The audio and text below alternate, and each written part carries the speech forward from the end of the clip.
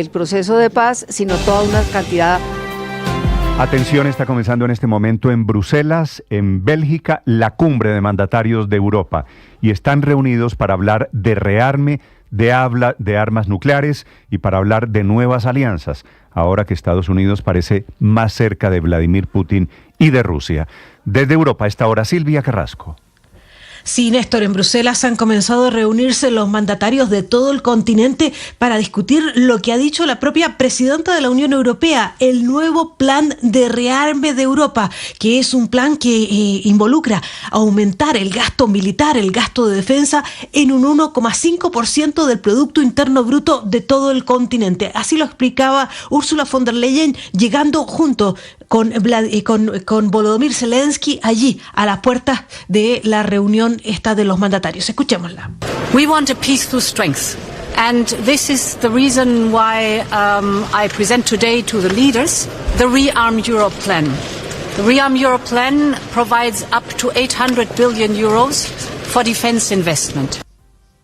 Lo que dice que ese plan de rearme de Europa involucra 800.000 millones de euros. Y la verdad es que eso está provocando un movimiento fuerte en los mercados internacionales, Néstor, porque Alemania, que es la principal economía del continente, tiene un freno constitucional para aumentar su deuda. Y el propio canciller recién electo, Friedrich Merz, que todavía no asume el cargo, ha logrado un acuerdo con sus socios con los que va a formar gobierno para hacer ese cambio constitucional, que fue justamente la discusión que hizo explotar por los aires el gobierno anterior, que es liberar el gasto en deuda, una cosa histórica dentro de Alemania que no se había logrado cambiar hasta ahora, y eso está haciendo que se dispare el precio de la deuda, la capacidad de endeudarse de Alemania, porque nunca había ocurrido que quitaran ese freno a la deuda. Es lo que está ocurriendo en este minuto, pero están llegando más mandatarios, y como te decía, llegó también ahí el presidente Volodymyr Zelensky, que es la primera vez que lo escuchamos hablar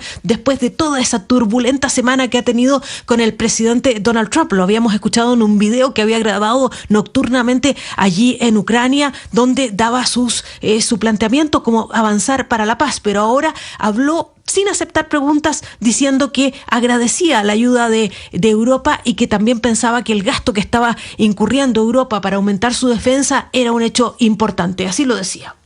Thank you so much for everything, and signals to increase our production, and signals to, with the new program, to increase the European security.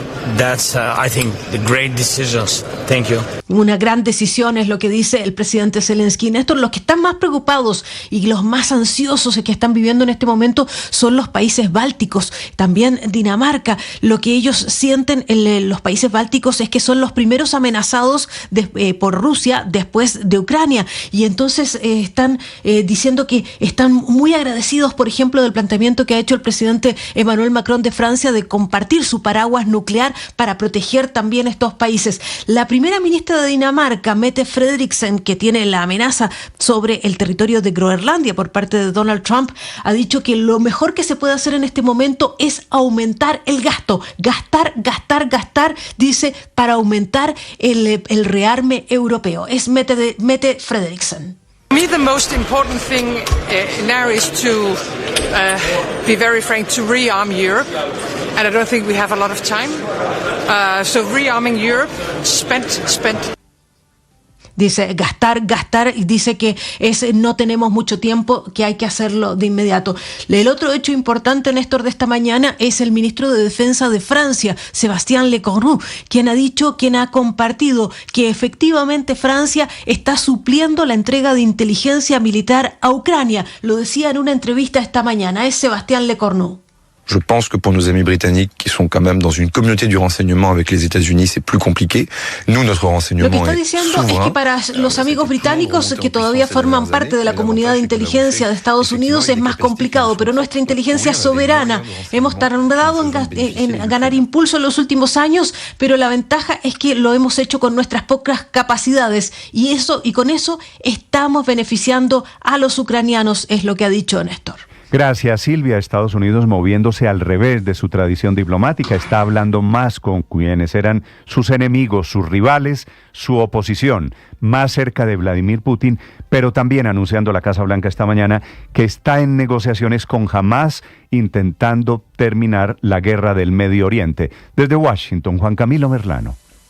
Néstor, buenos días. Un hecho sin precedentes si se toma en cuenta que Estados Unidos tiene la regla prácticamente establecida de no adelantar negociaciones con grupos terroristas, y pues Hamás precisamente es una organización terrorista reconocida así por el Departamento de Estado. Han sido varios contactos, según lo que ha informado la Casa Blanca. No detallaron si los contactos son con el objetivo de avanzar en la liberación de rehenes o en establecer un camino hacia una paz o un cese al fuego permanente en la Franja de Gaza. En todo caso, quien confirmó la noticia fue la portavoz, la secretaria de prensa Caroline Leavitt.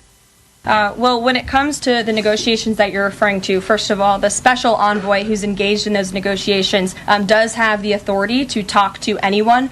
Israel was consulted on this matter. And look, dialogue and talking to people around the world to do what's in the best interest. En lo que respecta a esas negociaciones, el enviado especial que ha estado involucrado tiene la autoridad de hablar con quien sea. Israel fue consultado sobre este asunto.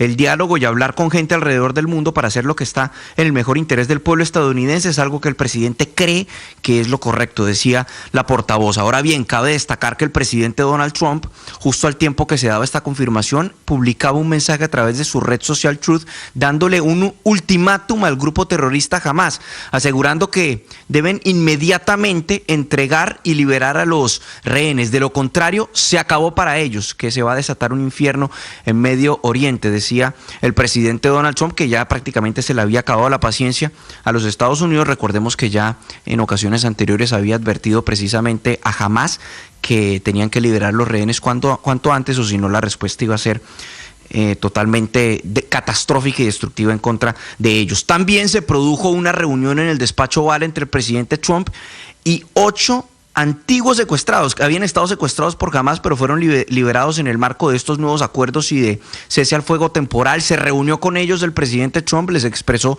su solidaridad, pero también el mensaje de que hará todo lo posible para poder avanzar con la liberación de los rehenes que aún continúan en cautiverio de Hamás.